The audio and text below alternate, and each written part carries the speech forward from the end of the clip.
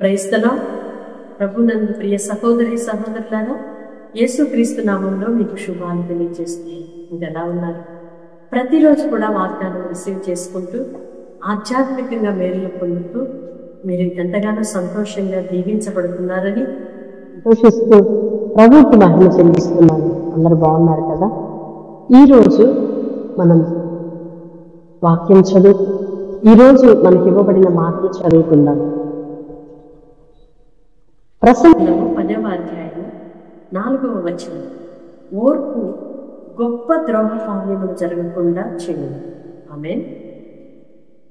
ప్రియ సహోదరి సహోదరులారా, ఈ మాట చాలా చిన్నదిగా అనిపిస్తుంది.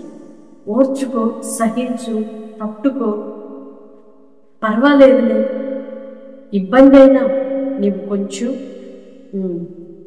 అర్థం చేసుకో, ఓర్చుకో అనే మాట చాలా చిన్నదే. కానీ ఆ చిన్న విషయాన్ని మనము పాటించలేక ఎన్నో గొప్ప ప్రమాదాలు, ఎన్నో గొప్ప సమస్యలు, ఎన్నో శత్రు పోరాటాలు. ప్రసంగి గ్రంథకర్త చక్కని మాట, ఓర్చుకోవడం వలన ఎంతటి ప్రమాదాలు తప్పిపోతాయి. అవునండి, గొప్ప పోరాటాలు ఆగిపోతాయి, గొప్ప శోధనలు తప్పిపోతాయి, గొప్ప శ్రమలు తప్పిపోతాయి.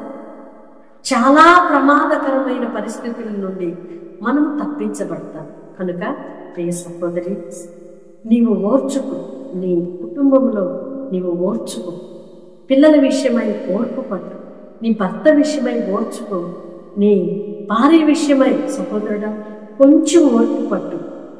నీ యాజమాన్యం, నీవు పనిచేస్తున్న స్థలములు, నీవు ఉద్యోగ స్థలములో నీవు కొంచెము ఓర్చుకో. నీ జీవితంలో గొప్ప కార్యాలు, గొప్ప మేలులు పొందగలవు.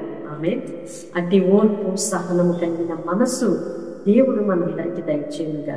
ఆమె పరిశుద్ధుడు అయిన దేవా, ప్రేమ కలిగిన తండ్రి, నీ స్తోత్రాలయ్యా. ఓర్పు గొప్ప ద్రోహ కార్యాలు జరగకుండా ఆపివేస్తుందని మీ లేఖనం సెలవిస్తుండగా మేము ఓర్చుకొని సహనము కలిగిన వారమై మీ కార్యముల యందు ఆసక్తి కలిగిన వారమై ఉండుటకు సహాయం చేయమని వేడుకుంటున్నాము. మా అసహనము వలన, మా ఓర్పు లేని పరిస్థితి వలన ఎన్నో సమస్యలు, ఎన్నో ప్రమాదాలు, ఎన్నో పోరాటాలు, ఎన్నో అపజయాలు అవునయ్యా.